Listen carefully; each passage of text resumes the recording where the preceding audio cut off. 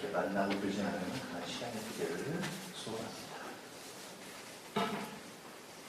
네, 함께 말씀 보시도록 하죠. 앞쪽에도 좀 띄워주시죠. 이번에는 절수가 보이는군요. 그래서 우리가 나눠 읽기가 좀 좋겠습니다. 출애굽기 2장 1절에서 10절까지 말씀 우리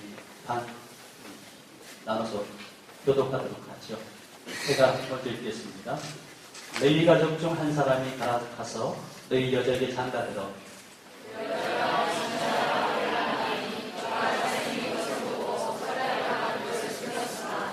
더 숨길 수 없게 되매 그를 위하여 갈대상자를 가져다가 역청과 나무전을 칠하고 아기를 거기 담아 나일강과 갈대 사이에 두고 바로의 딸이 목욕하러 나일강으로 내려오고 시녀들은 나일강가를 거닐 때에 그가 갈대 사이에 상자를 보고 시녀를 보내어 가져다가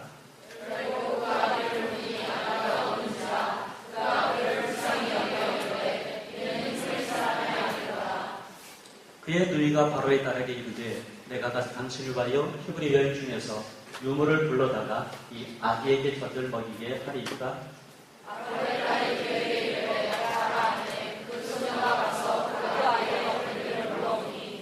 바로의 딸이 그에게 이르되 이 아기를 데려다가 나를 위하여 젖을 먹이라. 내가 그 삭을 주리라. 여인이 아기를 데려다가 젖을 먹이더니 그 아기가 자라매 바로의 딸에게로 데려가니 그가 그의 아들이 되리라. 그가 그의 이름을 모세라 하여이르되 이는 내가 그를 물에서 건져내었습니다 하였더라. 아멘. 네, 우리가 잘 아는 말씀이죠. 이렇게 하면 되는 거죠? 안 되는 거죠? 자, 눌러주시죠. 네, 한번 눌러주십시오. 누굴까요? 생후 3개월 되었을 때 혼자 보트를 타고 강을 항해한 사람. 네. 눌러주시죠. 왕실에서 살았지만 모든 것을 잃고 광야에서 훈련받은 사람. 모세. 떨기나무에 불이 붙었으나 타지 않는 놀라운 광경을 목격한 사람. 모세. 자신의 병을 대언자로 세운 사람. 모세. 하나님의 대리자로서 10가지 제안과 10계명을 전한 사람. 모세. 몇 차례 사형 선고를 모면한 사람. 모세. 땅 위에 살았던 사람 가운데 가장 온유한 인물로 기억되는 사람. 네. 세계 제일이 된다는 건 상당한 의미가 있는데 성경에서 세상에서 가장 탁월한, 가장 온유한 사람 모세를 얘기했습니다. 그래서 오늘 말씀의 제목을 그 이름 모세라고 붙여봤습니다. 아무래도 모세를 좀 느끼려면 뭔가 그림이 좀 필요하죠. 그래서 동영상을 좀 보도록 그렇게 하겠습니다.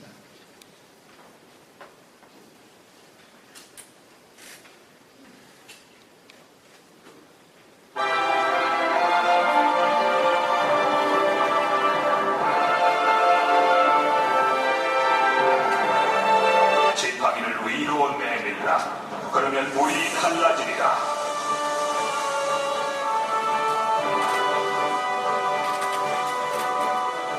네, 영국의 BBC 방송국에서 제작한 거군요. 자유를 찾아 자기 민족을 끌고 나온 모세의 이야기에는 초자연적인 특수 효과가 가득합니다. 불타는 덤불숲, 10가지의 역경, 그리고 홍해를 가는 이야기로 전문가들이 보기에도 지어낸 이야기라고 할 만큼 너무나 많은 기적이 일어납니다.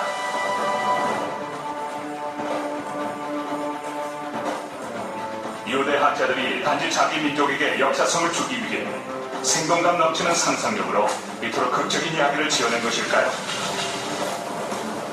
현대 많은 학자들은 모세와 출애굽 이야기가 세계에서도 가장 유명한 이야기로서 하나의 판타지라고 주장했습니다. 지금까지는 그랬죠. 그런데 고고학적인 방법과 최근의 역사적인 연구조사로 놀랍고도 새로운 증거를 발굴해내게 되었습니다.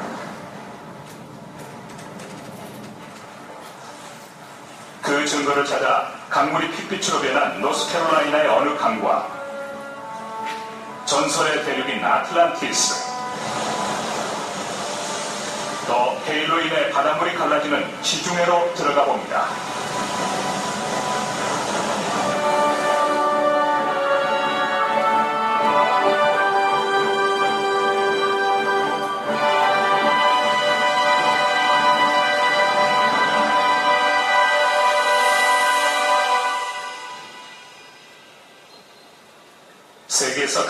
정의적인 사건으로 일컬어지는 이 이야기는 과연 역사적인 근거가 있을까요?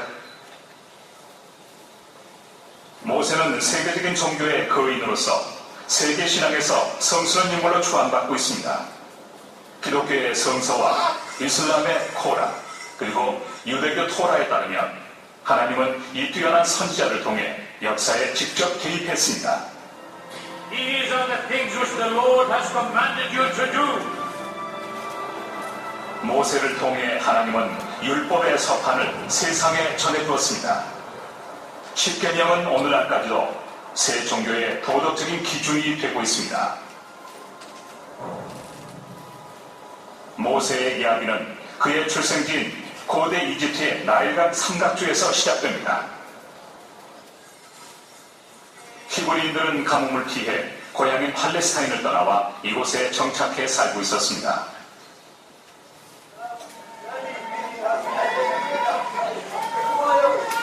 성서에 따르면 이집트의 파라오가 히브리 민족의 수가 자신의 백성들보다 더 빨리 번성한다는 이야기를 듣는 데서부터 문제가 생겨납니다. 산파들에게는 새로 태어나는 히브리 아기들을 죽이라는 명령이 떨어집니다. 절망에 빠진 한 어머니가 아기를 갈대 바구니에 담아 나일강에 떠내려 보냅니다. 그 아기가 모세입니다. 아기는 기적적으로 발견되어 구조되죠. 모세의 이야기는 이렇게 마법처럼 시작됩니다. 하지만 이것은 사실일까요? 최근까지도 역사학자들은 아니오라고 했습니다. 그 이유는 간단했죠. 모세 이야기는 현대의 이라크인 바빌론의 신화와 매우 비슷하기 때문입니다. 위대한 사르곤 왕도 아기 때 강에서 발견됐다고 하는 전설입니다.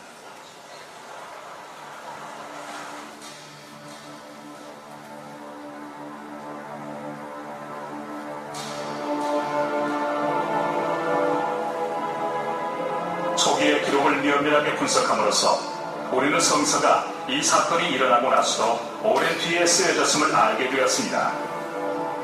기원전 600년에서 300년 사이에 히브리 학자들은 선대로부터 전해 내려오는 자기 민족의 이야기를 모두 기록하기 시작했습니다.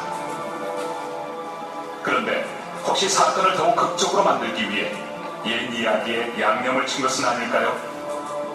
그렇다면 바구니에 담겨있다 구조된 모세 이야기도 지어낸 것은 아닐까요? 분명 그럴 가능성도 있습니다. 기원전 587년 히브리인들은 바빌로니아인들에게 잡혀가 한동안 그곳에서 유배 생활을 했습니다. 거기서 사르곤의 전설을 얻어듣고서 기원전 530년 고향으로 돌아왔을 때 모세 이야기에 덧붙였을 수도 있습니다. 하지만 이 이야기가 바빌로니아에서 나온 것이 아니고 이집트에서 나온 것이라면 사정은 완전히 달라집니다.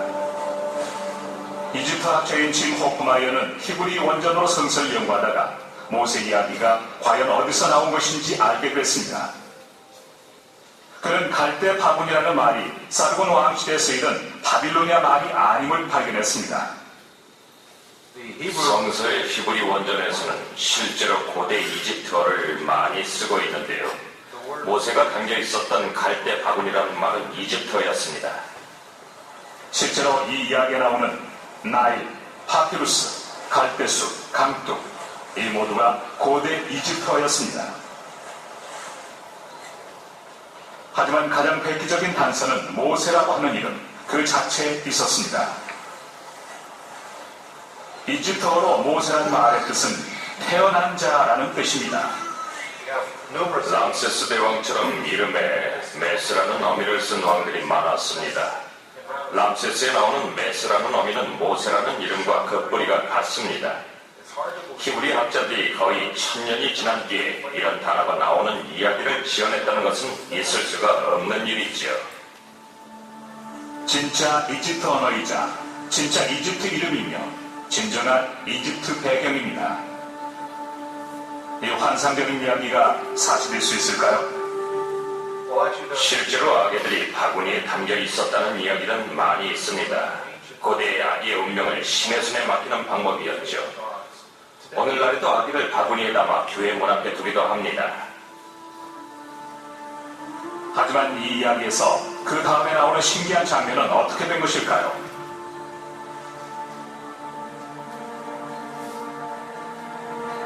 구약에서는 모세가 파라오의 딸에게, 코란에서는 파라오의 아내에게 구조되었다고 주장합니다. 누구에 의해서든 간에 그는 왕실에 입양됩니다. 강물에서 살아남은 것은 행운이었죠. 그렇지만 가난한 이민자의 아기가 왕족에게 구조되면 그 나라의 왕자로 길러질까요? 그렇게 되면 동화 같은 이야기죠. 네, 됐습니다. 하지만 고대 이집트에서는 그런 것은 여러분들 방금 보신 동영상을 처음 보실까요? 아니면 두 번째 보실까요? 네, 처음 보시죠. 그러면 생각나는 몇 가지 것들이 있을 것 같습니다. 예를 들어서 모세오경, 특별히 출애굽기 이야기, 모세 이야기를 누가 썼을까 하는 것이죠. 학자들마다 생각이 많습니다. 뭘 하나 연구하다 보면 A라는 생각, B라는 생각, C라는 생각, D라는 생각 다양하게 나올 수 있거든요. 그런데 어떤 학자들은 이 모세 이야기는 허구다. 이거는 나중에 지금부터 한 2500년 전쯤에 유대학자들이 자기들의 신화를 좀 꾸미기 위해서 아기자기한 이야기를 만들었다라고 얘기합니다. 그리고 그걸 만들 때 아까 얘기한 것처럼 바벨론의 신화에도 그런 게 있는데 그걸 따다가 좀 더 극적으로 만들었다 하는 게 어떤 학자들의 이야기입니다. 그런데 방금 본 것처럼 우리 성경에는 히브리어 쓰여진 구역 성경 속에 히브리어가 아닌 이집트어가 사용이 됐는데 그 중에 나일 또는 갈대상자 그런 것들은 이집트어라는 것이죠. 그렇다면 아까 했던 사람들의 얘기는 잘못됐구나 라고 우리가 이야기할 수 있을 줄 압니다. 파워포인트 좀 보여주시죠. 그래서 우리가 추적을 해봤으면 좋겠습니다.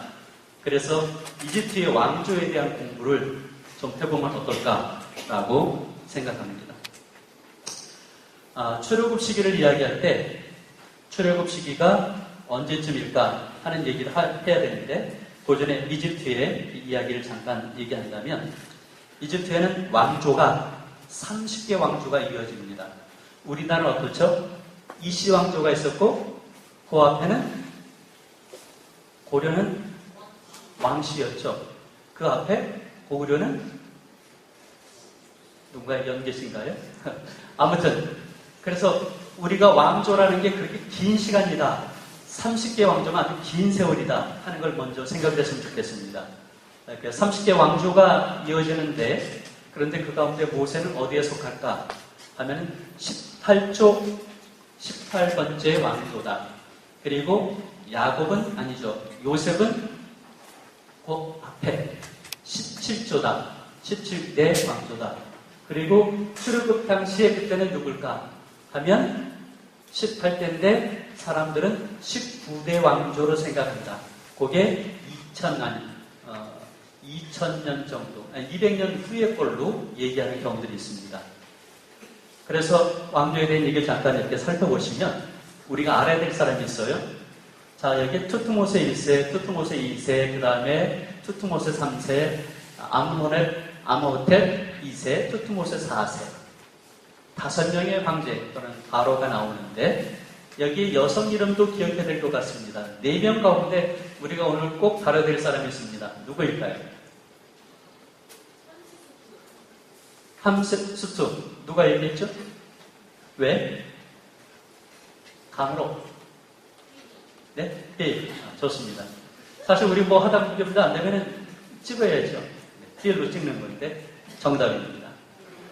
그 함셋수트가 아까 나왔습니다. 여자로. 누구였을까요? 모세의 양어머니. 그죠? 자, 보시면은 17대 왕조는 사실은 외국에서 온 사람들이 왕을 이뤘습니다.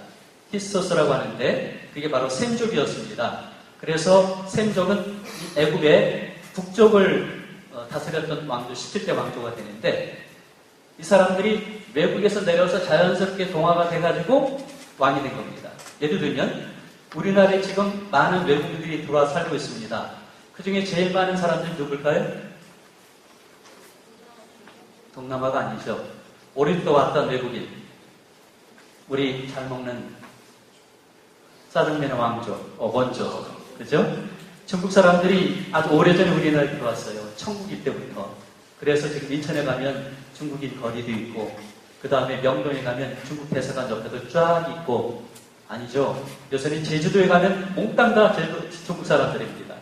지금은 돈 많아서 놀러온 물건 사는 사람들이 많이 있지만, 아무튼 이 사람들이 자연히 스며들다 보면 대통령이 될 수 있다는 얘기죠. 그와 같은 얘기입니다.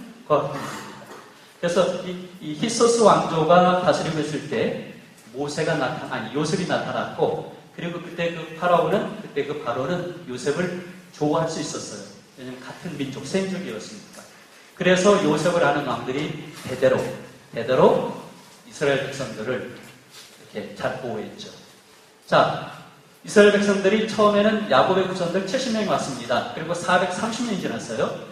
보통 우리가 한 대를 넘어갈 때 45년 걸린다고 얘기합니다. 원래 한 세대가 20년, 30년 얘기하는데, 한 대가 지나서 400달 날 때 45년 잡으면, 그러면 450년이 지나면 70명이 얼마나 될까요? 계산하기 어려울 겁니다. 답을 말씀드리면 450만. 그러니까 어림자와 지금 출애굽할 때 이스라엘 백성의 숫자를 아기까지, 또 잡다한 족속, 우리 성경이 잡족 그렇게 말하게 됐는데, 노예로 있든 아니면 여러 가지의 사람들 포함해서 250만으로 추정하거든요. 그러니까 얼추 우리 계산의 절반 정도가 되긴 하지만 엄청난 숫자입니다. 250만이 어느 정도냐 하면, 옛날 1945년도 해방이 됐을 때 서울의 인구가 50만이었습니다. 그러니까 지금부터 3,500년 전에 250만은 엄청난 숫자입니다. 기적 같은 일이죠. 이 사람들이 여행을 했다, 함께. 이건 이루어질 수 없는 세계 초유의 일이고, 그 다음에 있을 수 없는 일이 되게 됩니다. 아무튼 그 놀라운 역사가 출애굽기에 담겨 있는데, 그렇다면 이 출애굽기를 또는 민수기를 우리가 열심히 읽어야 되지 않을까 하는 생각을 했습니다. 참 신기한 책이거든요. 자, 근데 투투 모세, 제가 하라고 하기 전까지는 투투 모세 1세가 아들을 낳았습니다. 그게 투투 모세 2세가 되죠. 근데 투투 모세 또 딸이 있었습니다. 그 딸이 합셋수트였습니다. 근데 합셋수트는 처녀였어요. 그래가지고 갈대상자에 담겨있는 유대인의 아기를 봤는데 불쌍해서 가르치고 하나님의 계획 속에 당신의 양자로 삼았죠. 처녀가 양자를 삼았으니까 만만치 않았죠. 근데 고종사촌이군요. 합셋수트가 그렇죠? 합셋수트. 죄송합니다. 그렇게 해서 합셋수트가 이제 투투 모세하고의, 원래는 사촌간으로 제가 기억하는데, 사촌간인데 결혼을 강요당해가지고, 그래서 자기 양자를 데리고 결혼해서 낳은 아들이 투투 모세 3세가 됩니다. 그래서 같이 자라게 됐으니까 모세하고 친하죠. 우리가 언뜻 이런저런 문헌에서 보면, 아니면 그 만화 영화를 보면 투투 모세 3세하고 아므노텝 2세를 혼돈하는 경우들이 있는데, 사실은 같이 자라난 것은 투투 모세 2세입니다. 투투 모세 3세입니다. 그래서 투투 모세가 2세가 빨리 죽었어요. 그러니까 그 아내가 아들을 데리고 이제 통치하니까 뒤에서 이렇게 커튼을 치고 뒤에서 하죠. 이걸 뭐라고 그러죠? 섭정이라고 하죠. 섭정 여제, 섭정하는 여자 황제, 그런 말이 되는 거죠. 그러니 모세가 자라는데 전혀 문제가 없었죠. 황제인데, 섭정하는 황제인데, 여제인데 얼마나 잘 키웠겠어요. 모세에게 많은 특권을 줬습니다. 외국인 아이긴 하지만, 그래서 유대인과 애굽인의 구분 없이 그냥 잘 키워서 훌륭한 일꾼으로 만든 거죠. 누구를 위해서? 하나님의 뜻을 위해서. 그리고 이스라엘 백성의 구원을 위해서 하나님이 이루신 일입니다. 사실은 유대인은 애굽 사람들에게 유대인은 원수일 수 있거든요. 주종 관계이긴 하지만 바꿔 말하면, 왜 애굽의 파라오가 이스라엘 백성들을 억제했느냐, 억압했냐면 숫자가 많아서 반란을 일으킬까봐 고생을 시킨 거거든요. 그런 의미에서는 원수일 수 있는 것이죠. 하지만 원수의 손에 맡겨서 하나님 그 원수를 이기시는 놀라운 기적 같은 일을 이루시게 된 겁니다. 그런데 투트모세 3세가 다스리다가 때가 돼서 이제 죽게 됩니다. 그리고 나타난 것이 그 아들 아므노텝 2세가 되는데 이 사람은 BC 1504년도에 황제 바로에 올라갑니다. 그리고 바로는 모세는 1525년경 태어났다라고 얘기를 합니다. 그리고 나중에 이제 이렇게 역사가 이어가게 되는 거죠. 넘겨주시죠. 여러분들은 역사라는 거에 대해서 어떻게 생각하십니까? 역사, 이건 불변의 진리다? 라고 생각합니까? 역사는 뭐냐면 사람이 거쳐온 어떤 모습, 또 사람으로 인해서 나타난 어떤 사실, 그런 사실들을 기록하는 걸 역사라고 얘기합니다. 그래서 역사는 불변이다, 역사는 진리다 라고 말하면 우스운 얘기입니다. 역사는 누가 쓸까요? 네, 역사가가 쓰는 겁니다. 역사가가 쓰면 역사가 되고 역사가가 안 쓰면 역사가 안 되는데 그렇다고 없어질까요? 그렇지 않죠. 제가 이런 얘기를 할까요? 여기 헤로도토스는 그리스도의 역사가입니다. 요세푸스는 특별히 유대에 대한 기록들을 세 분이나 해서 이스라엘을 연구하는 아주 중요한 학자가 됩니다. 그 다음에 우리나라를 연구할 때 김부식이 참 중요한 사람입니다. 누구죠? 김부식? 네, 삼국사기를 지은 사람이죠. 삼국유사와 삼국사기는 우리 역사의 맨 앞에 있는 아주 중요한 기록입니다. 그럼 김부식이 모든 걸 기록했을까요? 아닙니다. 자기가 쓰고 싶은 것, 쓰기 싫은 건 뺐죠. 그렇게 하면서 역사 속에서 넘어가게 됩니다. 세상의 역사의 흐름이 있는데 그 역사의 흐름에 또 하나의 흐름이 있습니다. 그게 뭐냐면 성경의 기록이라는 것이죠. 그래서 옛날에는 역사의 기록에 없는데 성경이 이해를 한다. 이건 거짓말이야. 라고 했던 것입니다. 그래서 우리가 생각할 때 이게 말이 참 묘하다. 모세가 BC 1500년경에 태어났다. 그리고 출애굽이 1500년경에 이루어졌다. 믿을 수 없다는 거죠. 왜냐하면 다른 기록들이 있기 때문에 그렇습니다. 그래서 출애굽기 1장 11절에 보면 국고성 라암셋 또 비동 이게 나옵니다. 국고성 국가의 재산을 모아두는 성이거든요. 비축하는 성. 거기에 라암셋을 만들었다고 하는데 고고학자들이 이걸 발견했어요. 그 연대가 BC 1200년대입니다. 그때 했던 사람이 누굴까 하면 우리 성경에 나오지 않는 다른 바로가 되는데 그 사람이 출애굽 시기다 해서 1220년경을 출애굽으로 얘기하는 경우들이 있습니다. 근데 성경은 다른 얘기를 합니다. 왜냐하면 열왕기상 6장 1절을 보면 솔로몬이 성전을 짓습니다. 언제? 자기가 임금이 되고 4년이 지나서. 근데 성전을 짓고서 하는 얘기가 있습니다. 내가 성전 짓는 이때가 계산했더니 출애굽하고 나서 480년이 지났다. 이스라엘 백성에겐 출애굽은 놀라운 경험이 있기 때문에 기록을 할 수밖에 없죠. 계산할 수밖에 없죠. 그러니까 480년 숫자는 정확할 수밖에 없습니다. 바꿔 말하면 솔로몬이 한 얘기는 정확한 사건입니다. 사실이죠. 그렇게 따져보면 출애굽은 언제 되었을까? 1446년에 되어진 겁니다. 그래서 약 200에서 250년의 간격이 있는데 학자들은 어디에서 보여줄까요? 역사가들은 후자에 들어옵니다. 1200년대. 하지만 우리가 바라는 건, 우리가 믿는 건 1400년대가 되는 것이죠. 이렇게 세상의 역사라는 것은 기록하는 사람에서 기억되지만 시간이 지나면 이게 다시 드러납니다. 그래서 지금은 오히려 우리가 1445년경에 46년에 출애굽한 것이 맞다라고 믿게 됩니다.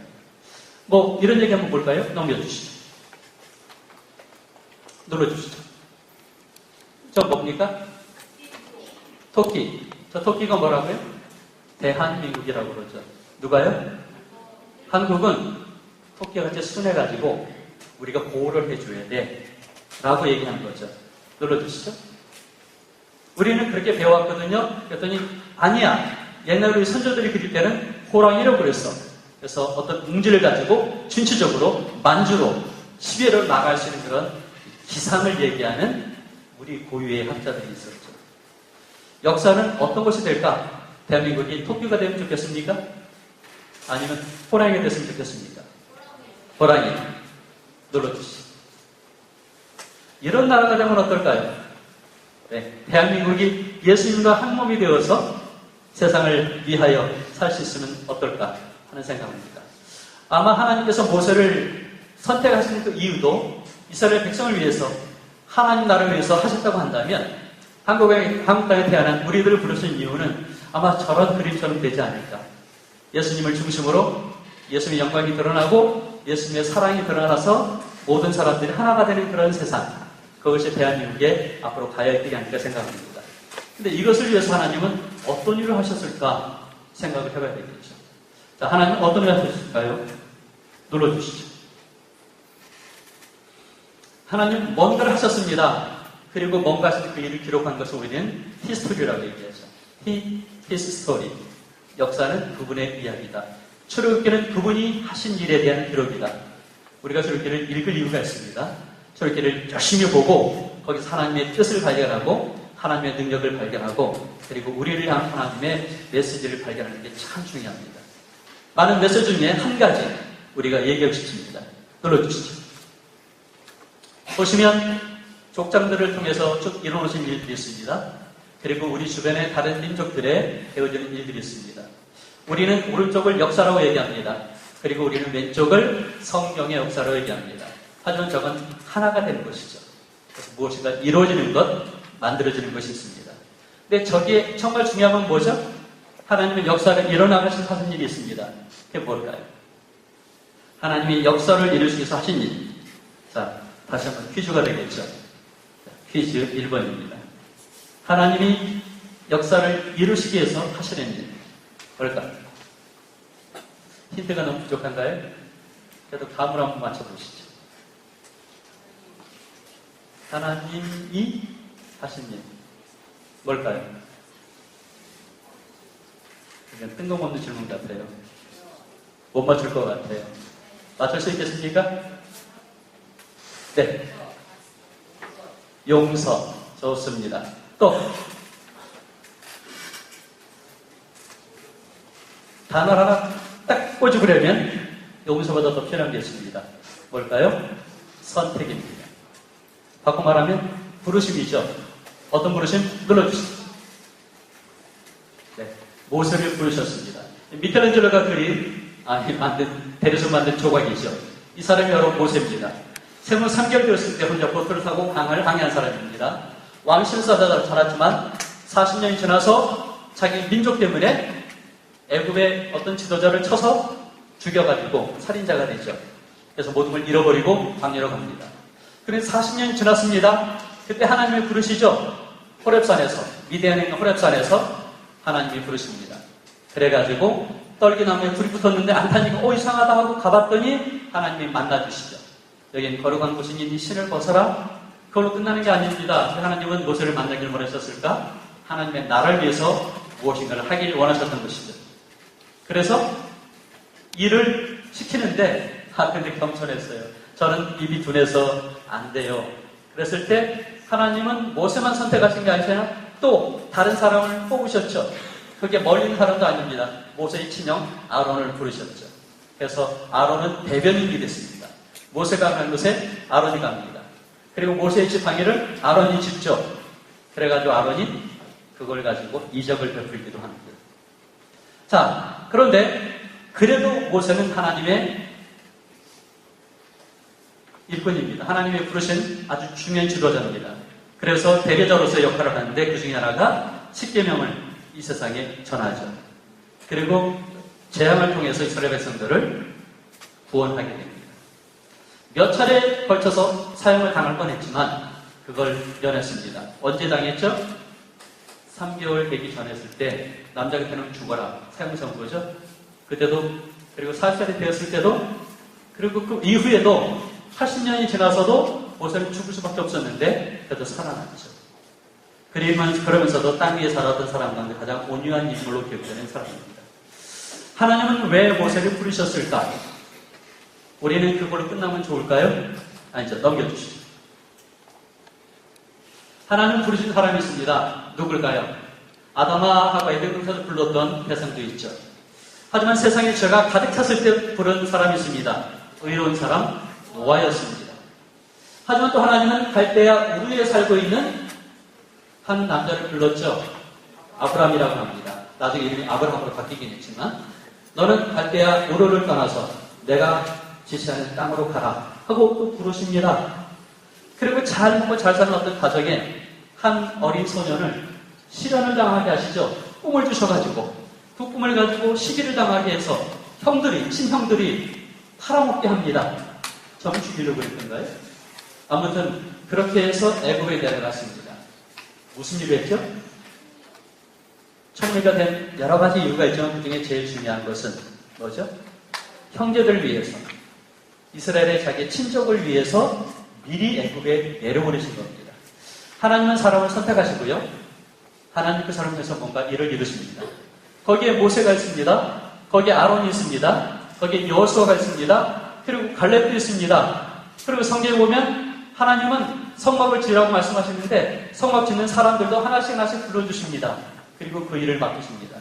그리고 먼 훗날 또 베드로를 불러주시죠. 물고기 잡는 사람인데.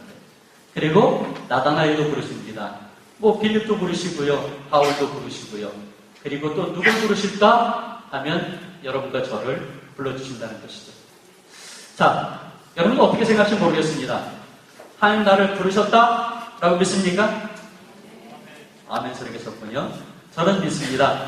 왜 그럴까요? 이 성경 말씀 때문에 그렇습니다. 이사야 43장 1절 말씀인데 잘 안 보이죠? 그러니까 이거를 싹 지우고 그냥 외워볼까요? 이사야 43장 1절을 완벽하게 외우는 사람 손 들어보시죠. 안 봐도 외울 수 있다. 이거 있을 줄 알았는데 이게 참 좋은 말씀입니다. 그리고 같이 한번 읽어보겠습니다. 야고보부터 자 시작.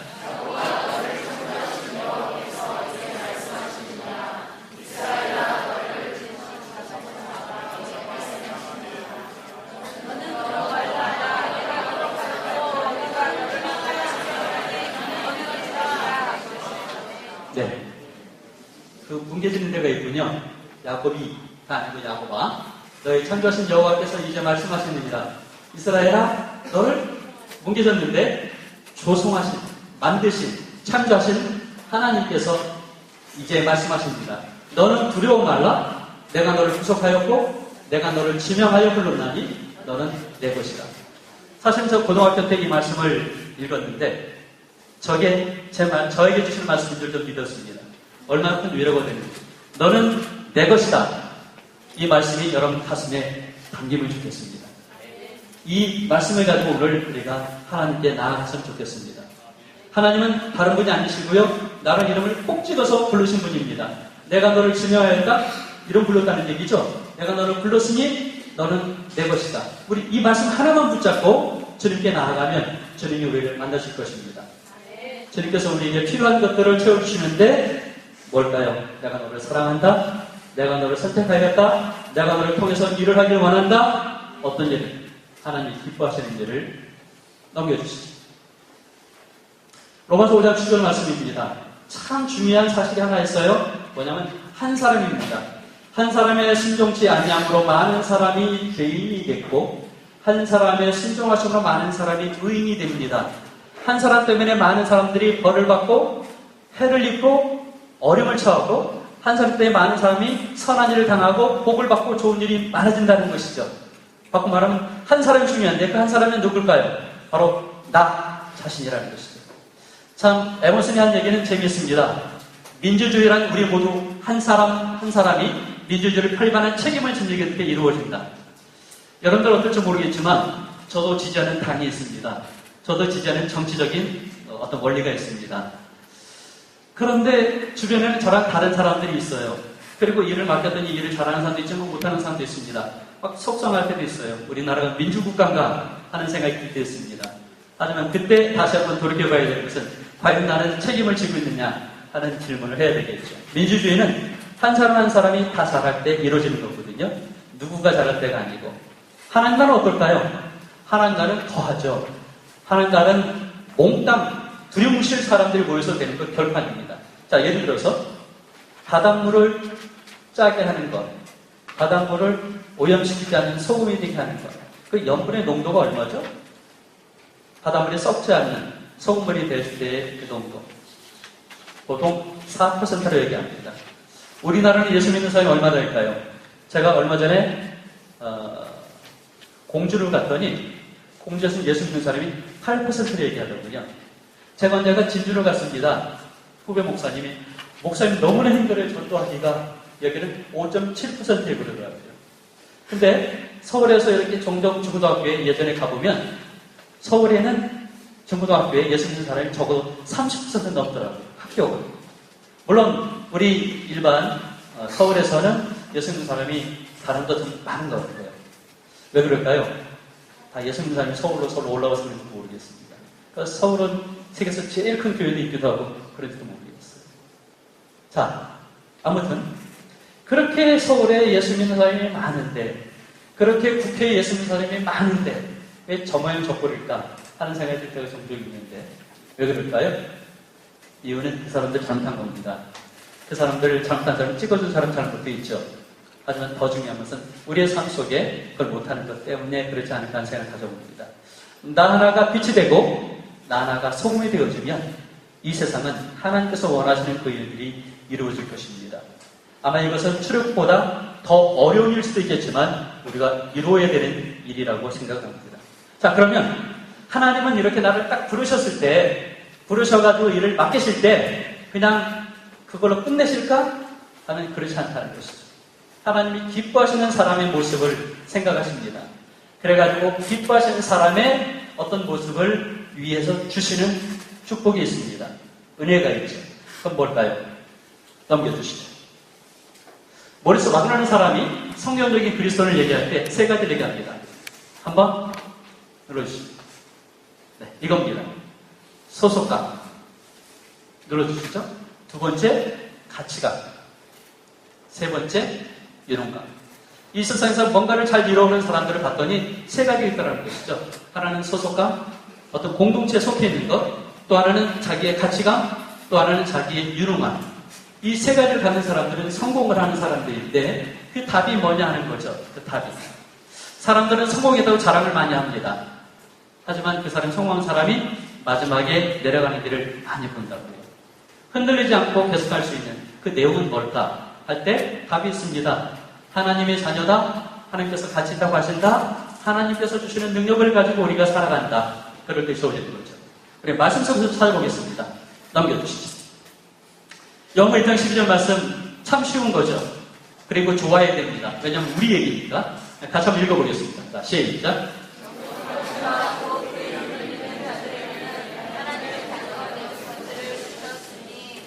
우리가 이 말씀을 정말 기뻐했으면 좋겠습니다. 왜냐하면 이게 엄청난 일이거든요. 근데 여러분들은 이 엄청난 사실을 어떻게 생각하는지 모르겠습니다. 오늘 밤에 마음속에 한번 확실하게 각인시키면 좋겠습니다. 자, 이 엄청난 걸 설명하기 위해서 제가 이 그림을 하나 갖다 놨습니다. 뭐냐면 제가 고등학교 때 들었던 옛날 얘기입니다. 고등학교 때니까 한 45년 전 뭐 그렇게 되겠는데, 자, 그때 이야기. 미국에 가면 대단한 곳이 있는데 이런 나이아가라 폭포가 있습니다. 사람들이 구름처럼 모여서 구경을 합니다. 근데 한쪽에서 이상한 소리가 들렸죠. 야, 우리 아버지의 폭포가 참 멋있다. 그 얘기를 들었던 미국 사람이 옆에 봤더니 키가 조그만 동양인이었어요. 물어봤습니다. 당신 아버지는 누구신데 이 폭포를 사셨습니까? 우리 아버지는요, 이 폭포를 사신 게 아니라 만드셨어요. 궁금해서 더 따져 물었습니다. 그랬더니 일본 사람이었어요. 근데 예수를 잘 믿는 목사님이었습니다. 일본은 예수 믿는 사람이 적습니다. 바꿔 말하면 예수를 잘 믿게 된다는 거죠. 우리는 예수 믿는 사람이 많아지니까 희미해져가지고 그렇지만 일본은 예수 믿는다는 게 어려워요. 핍박이 많습니다. 그래서 제대로 믿는지 모르겠어요. 아무튼 일본인 목사님이 생각합니다. 이 아름다운 나이아가라 폭포, 내 아버지가 만드신 거야 라고 하는 고백을 한 것이죠. 자, 아버지와 아들과의 관계는 뭘까요? 아들은 뭐냐면 아버지를 똑 닮았다, 그런 얘기 들립니다. 아들은 뭐죠? 아버지의 것을 몽땅 다 유산으로 받을 수 있다는 얘기죠. 그건 돈문에 다 들어갈 수도 있긴 하겠지만 그렇습니다. 아버지가 아들에게 뭐든지 줍니다. 아버지 것은 아들 것입니다. 반대로 아들 것은 아버지일까요? 그건 두고 봐야겠습니다. 우리 아들이 다 주면 제 거가 되는데 안 줄 것 같으니까. 하지만 저는 지금 마음이 그래요. 제 거 다 줍니다. 달라는 대로. 확인해 보세요, 나중에. 자, 아무튼 하나님께서 우리를 향해서 말씀하시는 것이 너는 내 것이다. 그걸 더 설명하는데 네가 나를 이제 만났으니 나는 너를 아들과 딸로 삼아주겠다 하는 약속을 하시죠. 여러분들이 이 약속을 부여잡기를 원합니다. 세상을 살아갈 때 많은 것들이 있겠지만 우리를 힘있게 해주는 것이 바로 이겁니다. 내가 어느 곳에 가든지 일본 사람이 미국 가서 사실 제가 들었던 이 이야기는 1960년대니까 이 시대 과거로 올라가면 거슬러 가면 그러면 의미가 있습니다. 왜냐하면 1945년 지나서 얼마 되지 않았을 때 일본은 패망한 나라입니다. 가난한 나라. 하지만 미국은 일본을 멸망시킨 승전국입니다. 부자 나라예요. 가난한 나라의 백성이 부자 나라 가서 저거 우리 아버지 거야 라고 말하는 건 엄청난 권세입니다. 저는 여러분들이 부모님을 어떻게 두셨는지 모르겠어요. 부모님이 돈을 많을 수도 있겠죠? 아니죠. 적을 수도 있겠죠. 부모님이 권세도 있을 수도 있겠죠. 높은 자리 아닐 수도 있겠죠. 부모님이 어떤 분인지 모르겠지만 하나님보다 크실 수는 없을 것입니다. 어떻게? 내 아버지 거야 라고 어디 가서든지 말할 수 있는 자격이 주어지는 자녀는 하나님을 통해서만 얻어지는 자격이 되거든요. 이것을 누리며 살기를 원합니다. 여러분들 인생을 살면 길게 삽니다. 이제 말아봐야 18, 많은 그렇죠, 19. 하지만 우리는 지금 여러분 나이가 되면 적어도 80은 삽니다. 사람은 100도 살죠. 우리 인생은 짧게 살았습니다. 더 긴 인생을 살기 위해서 우리에게 필요한 건 뭘까 하면 하나님을 붙잡는 겁니다. 하나님을 만나고 하나님의 약속을 붙잡아서 그것을 내 것으로 살아가는 것이 필요합니다. 나는 누굴까? 난 하나님의 아들입니다. 난 하나님의 딸이죠. 넘겨주시죠. 두 번째, 사람들이 사람을 평가합니다. 근데 잘했다 못했다 1등했다 못했다 이런 얘기 해주는데 그 평가의 가치의 내용은 뭡니까? 별걸로 없다죠. 아까 밥을 먹는데 우리 아는 목사님이 저보고 그래요. 우리 아들이 저보다 잘생겼다고. 그래서 제가 참 그렇다 그렇게 얘기했더니 그걸 인정하냐고 그러더라고요. 결국 저보고 못생겼다는 얘기 같은데 아무튼 사람들이 평가를 나갈 때 잘생겼다 못생겼다 유능하다 못하다 하는 평가들이 있을 수 있는데 그 평가가 내가 바라는 최고치가 되는 것은 흔치는 않습니다. 그래서 누군가 나를 평가할 때 서운할 때가 있고 섭섭할 때가 있고 더 잘해 놀아갈 때가 있고 그러는 것인데 그럼에도 불구하고 불변의 원칙이 하나 있습니다. 뭐냐면 하나님께서 하시는 말씀인데 하나님은 나를 존귀히 여긴다고 말씀하십니다. 우리 찬양할 때마다 존귀하신 하나님을 하기도 하지만 하나님 나를 존귀히 여기셔라고 찬양을 많이 하는데 과연 그 내용이 뭔지 설명할 수 있는지 모르겠습니다. 왜 하나님 나를 존귀하다고 하실까? 물어봐야겠네. 준민이 너 내일 뭐 시험 볼 거냐? 검정고시 안 볼 거야? 내년 4월에 볼 거야? 고맙다. 야 시험 앞두고 이렇게 와줘서. 근데 시험 보러 갈 사람들이 온 사람 몇 사람 더 있죠. 좋습니다. 변준 너는 자기 스스로 생각할 때 나는 존귀한 가치가 있어 라고 생각해? 왜? 이유가 뭐야? 그렇지. 그거는 설득력이 없지. 나는 나니까 내가 가치 있다? 그 말 속에는 철학적으로 많은 내용이 있을 거예요. 그죠? 하지만 설득이 안 돼요. 옆 사람이. 나는 나니까. 너 말고. 그걸 좀 풀어가지고. 나는 왜 존귀하다고 하실까 하나님?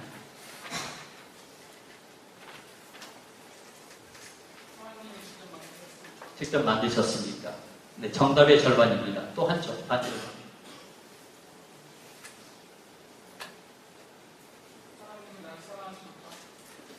만드셨다? 사랑하셨다? 사랑하셨습니까? 정말 좀 맞는 것 같긴 하네요. 하지만 제가 원하는 건 또 다른 건데 눌러주시죠. 자, 저게 뭡니까? 창세기 1장 20절에 말씀하십니다. 하나님이 자기 형상대로 곧 하나님의 형상대로 나를 창조하시되 남자로 만드셨구나 하는 게 제가 읽는 방법입니다.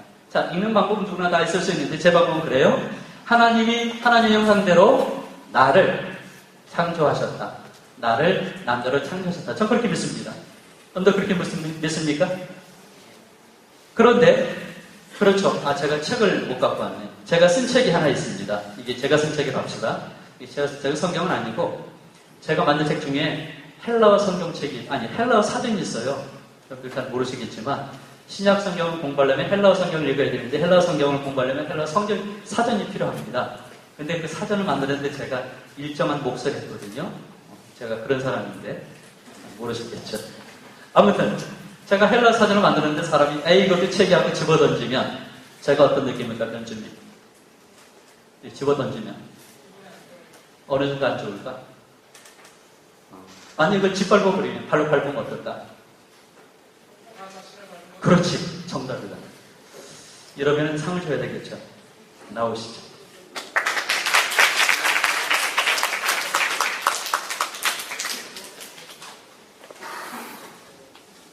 너 나 짓밟지 마. 네. 그래요.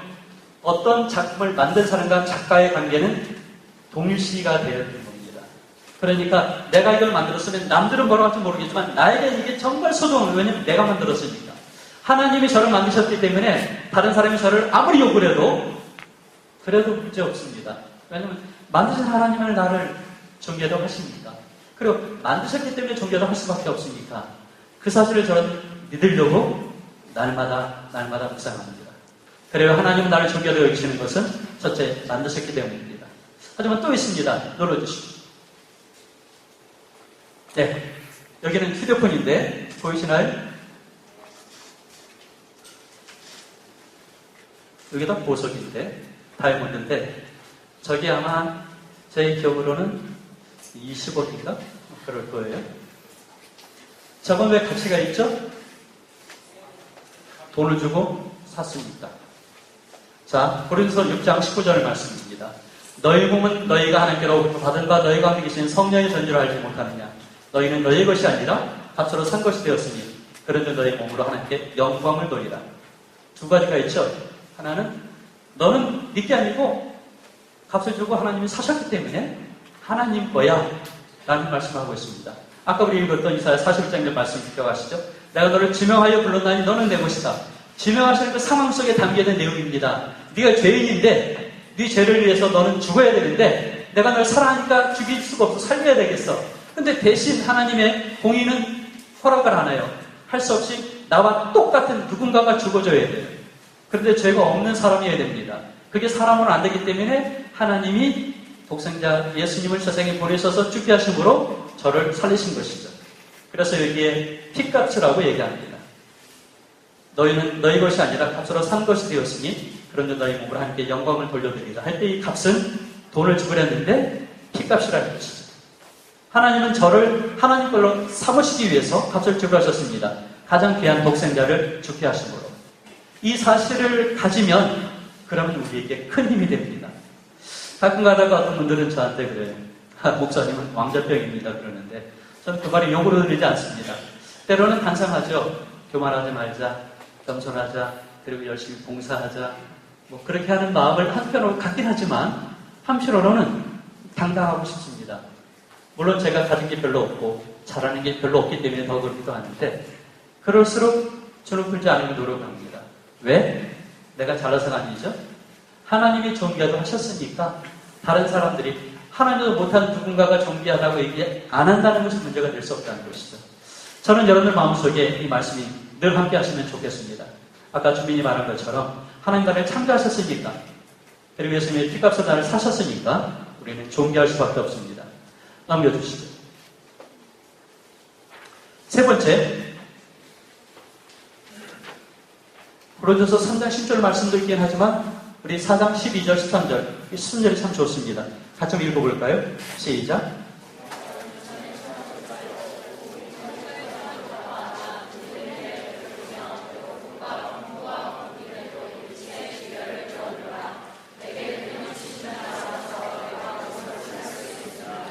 네, 저는 이 구절에 대해서 공사 중입니다. 학생입니다. 저는 이것을 정말 제 걸로 만들고 싶은 마음이 있어요. 처음에 고등학교 때 말씀을 들었을 때, 읽었을 때 정말 좋았습니다.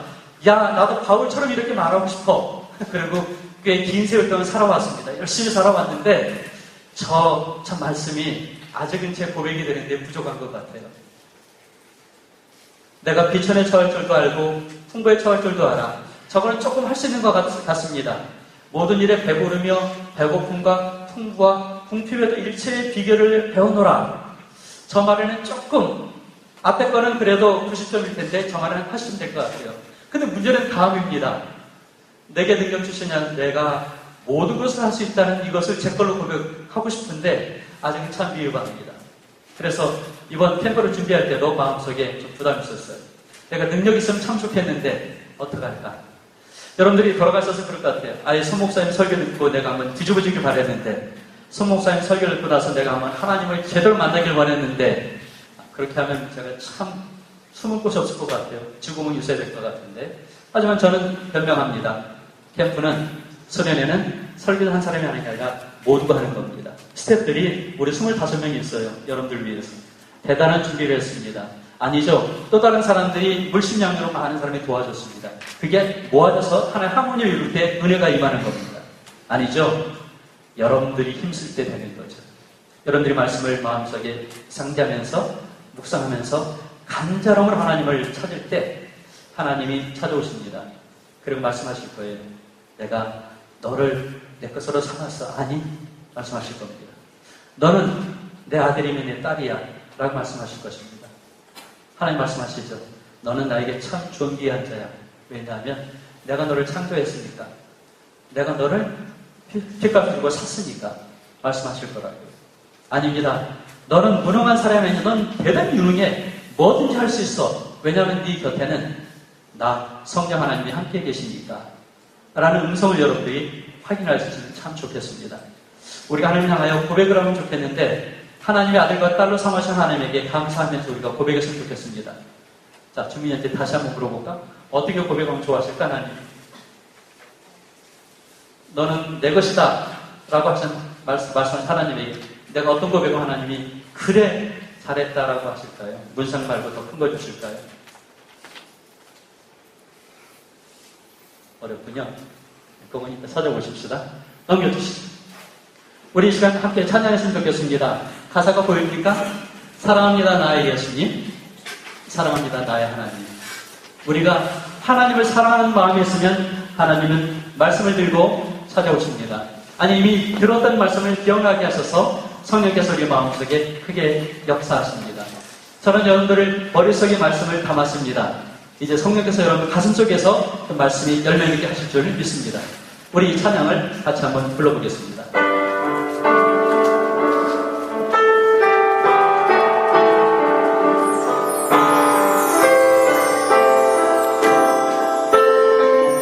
사랑합니다.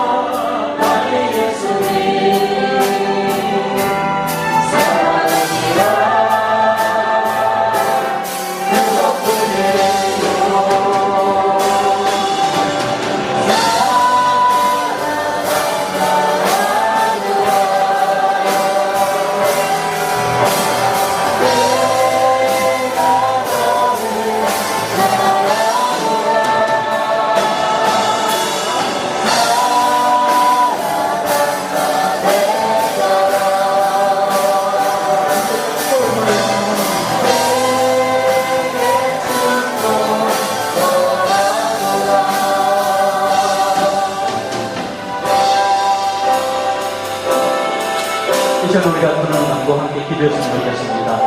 말씀을 기억하면서 우리 기도하기 원합니다. 나는 어떤 모습일까요? 나는 어떤 사람일까요? 하나님은 이스라엘을 위해서 모세를 선택하셨습니다. 그리고 위대한 일을 이루셨습니다. 하지만 하나님은 지금도 하나님 나라를 위해서 선택하십니다. 누구를? 바로 우리 한 사람 한 사람을 선택하십니다. 하나님께서 나를 선택하셨는지 확인하는 시간이 있기를 우리에게 원합니다. 주님, 정말 하나님이 저를 증오하여 부르셨나요? 정말 우리가 하나님의 것입니까? 하고 물어보는 시간 되기를 원합니다. 하나님께서 나에게 주신 은혜도 있지만 그 중에 한 가지, 하나님의 아들과 딸이 되게 하신 것, 그게 나에게 믿어지기를 원합니다. 그리고 하나님께서 나를 창조하시고 빛가수로 사셨기에 하나님에게는 정말 존귀한 존재인 것을 우리가 믿어갈 수 있기를 원합니다. 그리고 세상을 살아가며 능력치는 하나님 때문에 성령 하나님의 능력을 통하여서 뭐든지 할 수 있다고 하는 그 고백을 완벽하게 할 수 있는 우리가 될 수 있기를 주님 앞에 한번 간구했으면 좋겠습니다. 같이 기도하시겠습니다. 기도하십시오.